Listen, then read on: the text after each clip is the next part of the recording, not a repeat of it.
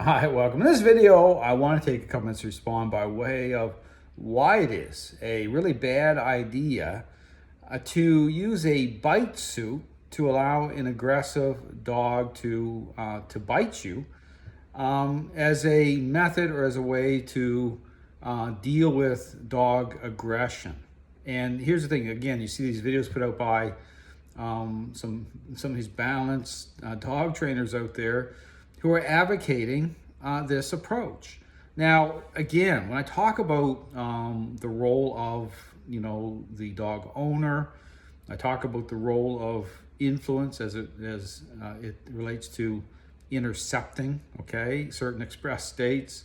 It's all about understanding how to change perception of dogs, even when you're dealing with aggressive dogs, in terms of reversing course. And so again, there's a lot of confusion out there, but here's the example to go by. And that's why I keep talking about the parenting example as a kind of a foundational go-to when you wonder why it is that certain concepts are not effective, how it is that things can look a certain way and not be, the problem with appearances, and certain themes I talk about way of bribery, accommodation, and negotiation. Those are the themes that are in play as it relates to this superficial ideas of what training is. Now, in terms of, again, the whole bite suit concept approach is, again, go back to the parenting example. I talk about dealing with a relationship problem, okay, between a parent, okay, and a out of control, selfish child, and the social, okay, aspect of your role, defining your parental role, how to deal with a relationship problem in terms of confronting, okay, and advocating within the authoritative parenting style. I even talk about parental influence defined through certain interplays. But here's the thing: we talk about this whole thing about using the bite suit.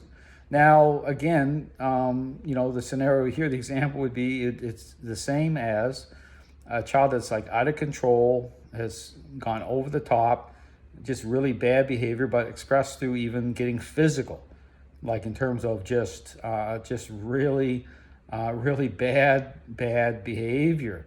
And it'd be like a parent dealing with a out of control, spoiled, selfish child that's willing to hit. Okay, it's like putting on some padding, gearing up like a Goldie playing hockey with the pads on, and allowing the child just to go on a rampage with punches and kicks on your body.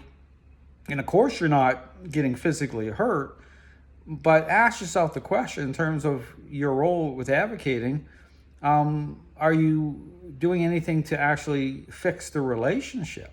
Okay, I mean, or are you simply, thinking that you are, or thinking somehow that's helpful, even though this is a way allowing the child to express. I talk about this whole thing about control manifesting, being expressed, and when you see this type of thing happening with these trainers, and because understand something here, it does come down to relationship change. Okay, when there's a relationship problem going on, it's symptomatic the fact that the individual is not, the dog owner is not in right relationship, how they're connecting, the issue about their emotions. And dogs as social animals understand it's about depth of what that connection represents, beyond just appearances. But so when you start to really connect dots here, okay, you start to see a pattern, okay, with certain individuals who are experiencing a relationship problem by way of behavioral issues based on their role.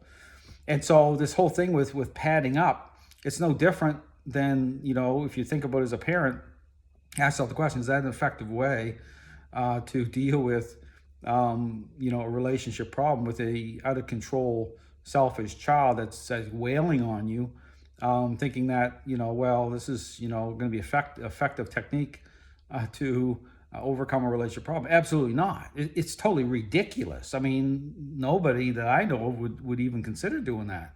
But these are the type of things happening in the dog training community And then again, all the blame shifting on the dogs and dogs biting people after the fact, and how things can look. And I talk about this. It's a cautionary tale.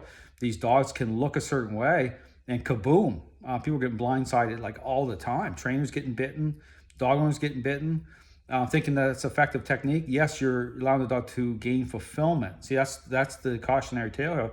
Dogs expressing on these bite suits, and the dog's getting fulfilled, satisfied, but you're not fixing anything. Okay, understand? You're just setting up down the road for something bad to happen. It's like a ticking time bomb. So my word of caution, my encouragement is steer clear of not only this concept, but steer clear of these trainers who are advocating this appearance-based narrative. Understand they're not dialed into the relationship properly. They're not dialed into a dog's state of mind that way. Just consider your role. Consider what, in terms of, how you need to approach it. But again, look for information. Check out my website. Put out specific information as to what defines a process. It doesn't follow a path of balance training, force-free training, play-based training. All that's an open door to get blindsided to appearances. It's an open door for possessive dogs not to change. It's an open door to problems. Thanks for watching.